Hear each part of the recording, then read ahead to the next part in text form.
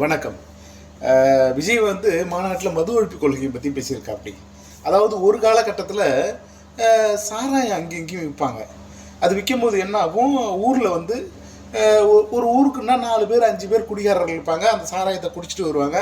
எல்லாரும் பார்த்தே குடிகாரன் வரான்டா, ஒதுங்கி நில்றா, குடிகாரன் ஏதாவது பேசினா போகிறான்டா போடா அப்படின்ற மாரி மன்னிச்சு விட்ருவாங்க. இப்போ என்னன்னா கவர்மெண்ட்டே சாராயத்தை விற்கிது. அப்போ அது என்ன ஆகும், ஒரு ஊரில் வந்து 4 பேர் 5 பேர் குடித்தாம பாருங்க. இப்போ என்னாச்சு, ஊரே குடிக்குது. அதில் 1 பேர் 2 பேர் குடிக்காமல் இருக்கானா அது பெரிய விஷயமா இருக்குது. அதுமாரி ஆயிடுச்சு. இப்படி ஒரு கலாச்சாரத்தை உருவாக்கிட்டாங்க.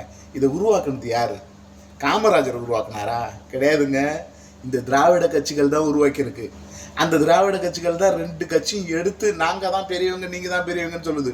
இந்த 2 திராவிட கட்சிகளும் தூக்கி போட்டுட்டு தான் விஜயை கொண்டுட்டு வரணும். அதுதான் நம்ம இலக்காக இருக்கணும். அதுக்காக தான் நம்ம உழைக்கணும். விஜய் தான்